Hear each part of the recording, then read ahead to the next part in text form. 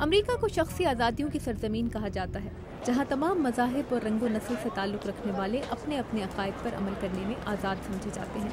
مگر 11 ستمبر 2001 کی دہشت گردی کا نشانہ بننے والے مقام کے قریب نیو یارک میں ایک مسجد قائم کرنے کے منصوبے کے خلاف اور فلوریڈا میں ایک ایونجیلیکل چرچ کے پادری کی جانب سے 11 ستمبر کو قرآن کو نذر آتش کرنے کی مہم شروع ہونے کے بعد امریکی مسلمانوں میں احساس عدم تحفظ میں اضافہ دیکھا جا رہا ہے۔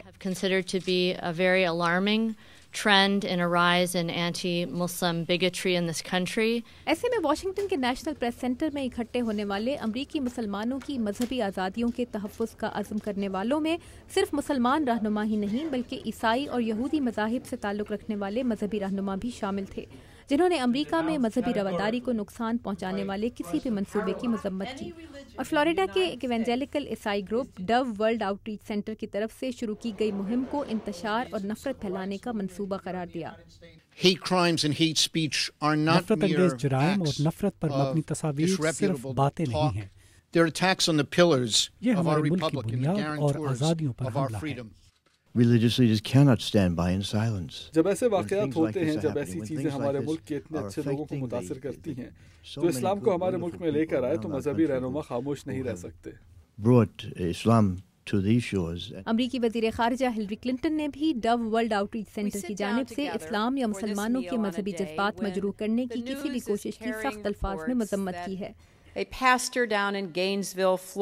جبکہ اس مہم کا آغاز کرنے والے ریورنڈ ٹیری جونز بھی اپنے مبینہ منصوبے پر عمل درآمد کی صورت میں تشدد کے واقعات کے خدشے سے واقف ہیں، مگر ان کا کہنا ہے کہ اسلامی بنیاد پرستی امریکہ اور دنیا کے امن کے لیے زیادہ بڑا خطرہ ہے، اور وہ 11 ستمبر 2001 کی دہشت گردی میں ہلاک ہونے والوں کو خراج عقیدت پیش کرنا چاہتے ہیں۔ یہ کوئی تشدد کا واقعہ نہیں ہے، ہم جانتے ہیں ہمارا پیغام جارحانہ ہے، ہم مسلمانوں سے نفرت نہیں کرتے اور نہ ہی ہمارے منصوبے کا ہدف امریکی مسلمان ہے۔ افغانستان میں امریکی اور نیٹو فوج کے کمانڈر جنرل پٹریس نے خدشہ ظاہر کیا ہے کہ قرآن کو نذر آتش کرنے کے کسی منصوبے کو مسلم دنیا میں انتہا پسند عناصر اپنے مقاصد حاصل کرنے کے لیے استعمال کریں گے، جبکہ امریکہ کے تمام شہروں میں مذہبی رہنماؤں کی جانب سے ایسے کسی اقدام کی مذمت کا سلسلہ جاری ہے۔ مجھے لگتا ہے کہ ٹیری جونز ایسا سوچے سمجھے بغیر یہ سستی شہرت حاصل کرنے کے لیے کر رہے ہیں۔ امریکی مسلمانوں کا خیال بھی کچھ ایسا ہی ہے۔ ہمیں اس پر غصہ ہے، لیکن ہم اس کا کوئی بہتر حل تلاش کر سکتے ہیں۔ مسلمانوں کو اشتعال دلا کر وہ دنیا میں امن کا پیغام عام نہیں کر سکتے۔